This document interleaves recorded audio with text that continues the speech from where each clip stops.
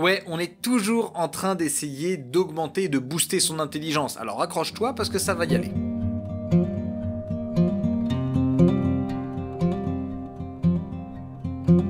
Nous sommes toujours dans le premier aspect de notre intelligence, à savoir celui qui vise à connaître les choses et donc à les définir. On a vu la première activité que nous devions faire lorsque nous cherchons à définir, c'est de distinguer le sens des mots et l'utilisation et l'usage que l'on va en faire. Définir, c'est avant tout savoir distinguer entre ce qui est essentiel et ce qui ne l'est pas. La question que tu pourrais me poser, parce que tu es un petit peu taquin, c'est comment je pourrais définir ce qu'est définir. Alors on va essayer de le faire en distinguant quand nous essayons de définir les choses, comment ça se passe. Par exemple, si je te demande d'essayer de définir ce qu'est un oiseau, comment vas-tu faire? Spontanément, tu as dû dire « un oiseau, c'est un animal qui vole ». Mais tout de suite, quelque chose est venu dans ton esprit puisque tu t'es dit « mais attends, les chauves-souris, ça vole. Les ptérodactyles volaient aussi. » Malubulul. Ça vole. Et pourtant, ces trois choses ne sont pas des oiseaux.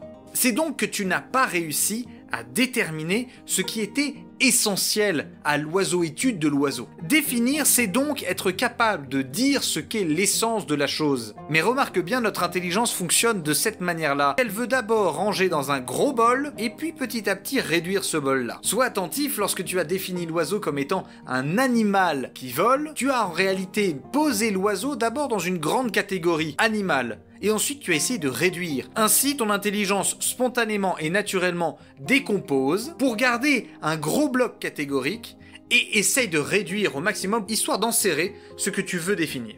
Parfois ça foire un petit peu, par exemple, le peuple c'est ceux sur qui s'exerce le pouvoir. Ici on a le droit à un mot polyphonique. Le ce peut être CEUX, à savoir l'ensemble des personnes, ou le CE, cela. Si c'est ce CEUX, alors on a une grosse catégorie, à savoir l'ensemble des êtres humains sur lesquels s'exerce le pouvoir. Mais si c'est ce CE, c'est encore pire, puisque là en fait, mon pommeau de douche, j'exerce un pouvoir dessus.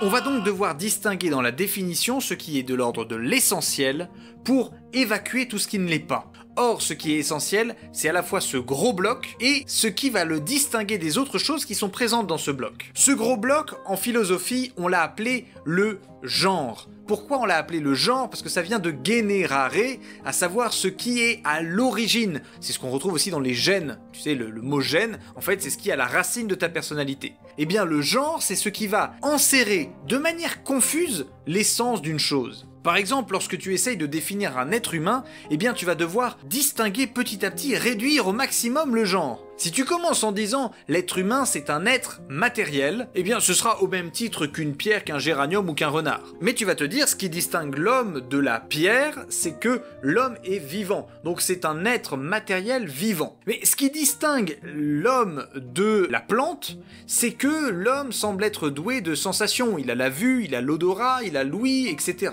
Donc ça va être un être matériel, animé, qui n'est pas inerte, il est vivant.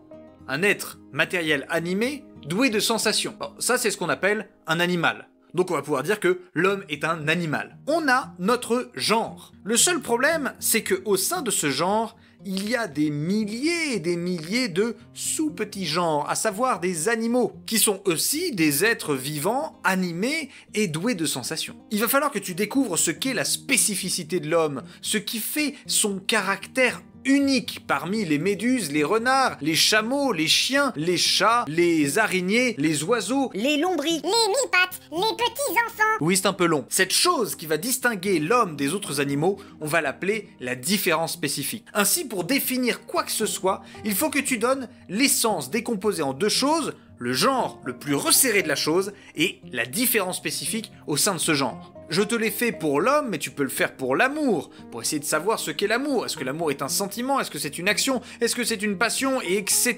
Il va falloir que tu le détermines, ce genre. Ton but, c'est de dire l'essence de la chose. Alors il va falloir que tu évacues tout ce qui n'est pas essentiel à la chose. Ce qui n'est pas essentiel, par exemple, c'est, on va reprendre le cas de l'homme, le fait de rire. Si tu dis que l'homme est un animal qui rit, bon, le rire n'est pas essentiel à l'homme. Par contre, il semble s'y approcher, parce que quel autre animal rit?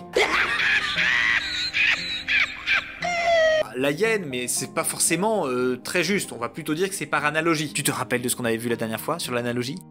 Mais puisque c'est proche de quelque chose qui semble aller vers l'essence de l'homme, on va appeler ça un propre. C'est-à-dire que ça découle de son essence d'être capable de rire. En revanche, si tu commences à définir l'être humain comme étant un animal bipède, c'est-à-dire qui a 2 jambes, là tu n'es même plus proche de son essence, tu es carrément dans de l'accidentel. Comme vous, je suis un accident de ce métier.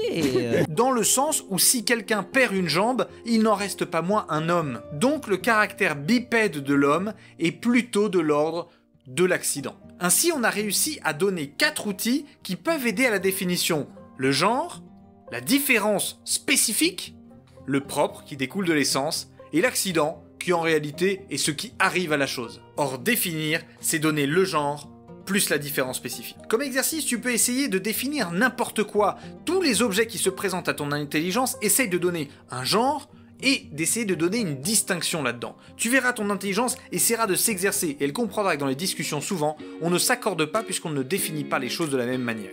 Je te dis à très bientôt pour une nouvelle vidéo et n'oublie pas que tout peut être matière à penser.